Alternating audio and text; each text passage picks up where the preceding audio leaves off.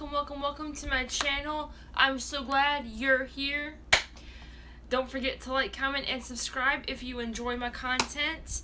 And feel free to share my content with your family, friends, coworkers, anyone who you think would benefit from or enjoy my content. If you do subscribe, don't forget to click the notification bell. That way whenever I upload, you will know. Guess what time it is? It's time for No BS with Bailey Shea. Let's cut the BS and talk about critical race theory for a moment. It is a very controversial topic, especially as of recent due to events over the past year, and the fact that a lot of schools are looking at implementing this in their curricula, and there's some that probably have already. A lot of parents are objecting to that, and rightfully so. There's a lot of problems within this theory, and I'll get more into that later on. But first, a brief history of critical race theory. Critical race theory, in case you've been living under a rock, it's an academic movement of civil rights scholars and activists in the U.S. who seek to critically examine the law as it intersects with issues of race and to challenge mainstream liberal approaches to racial justice. Critical race theory examines social, cultural, and legal issues as they relate to race and racism. It originated in the mid-1970s in the writings of several American legal scholars, including Derek Bell, Alan Freeman, Kimberly Crenshaw, Richard Delgado, Cheryl Harris, Charles R. Lawrence III, Mary Matsuda, and Patricia J. Williams. It emerged as a movement by the 1980s, reworking theories of critical legal studies with more focus on race. Both critical race theory and critical legal studies are rooted in critical theory, which argues that social problems are influenced and created more by societal structures and cultural assumptions than by individual and psychological factors.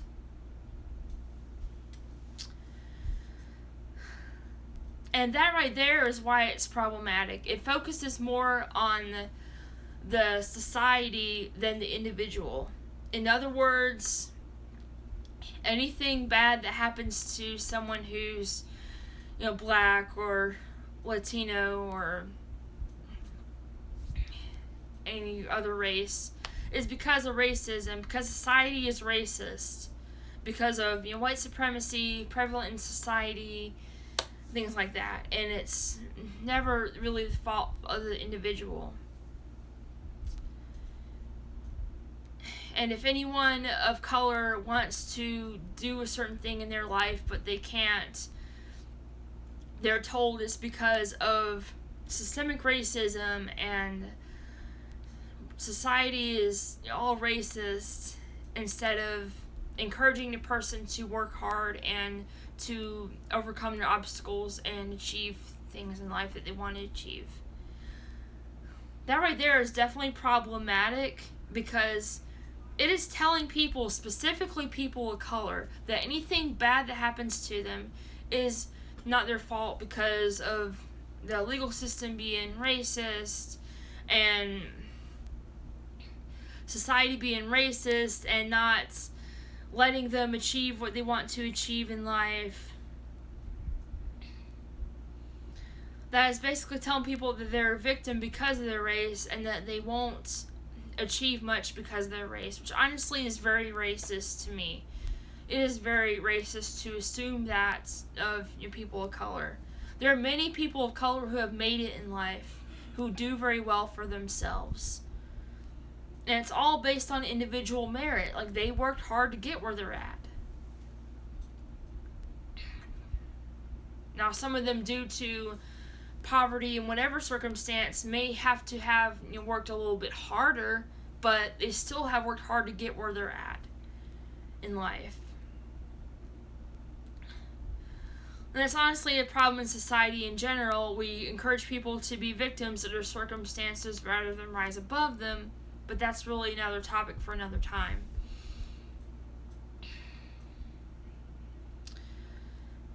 Critical race theory also assumes that every person of color has experienced racism. And that's not even true.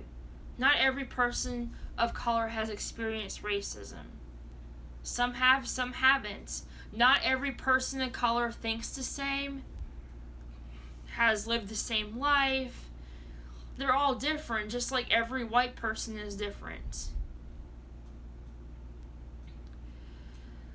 And the problem with critical race theory is it thinks that every person of color thinks the same way or has the same experiences. Every white person experiences the same things.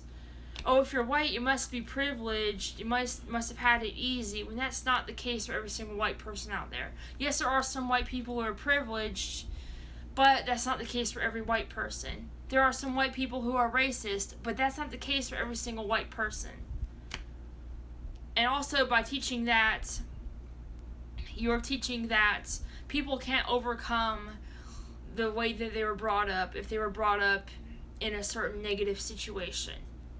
If a person of color was brought up in poverty and they had to really struggle, that they can't rise above that because systemic racism is keeping them down.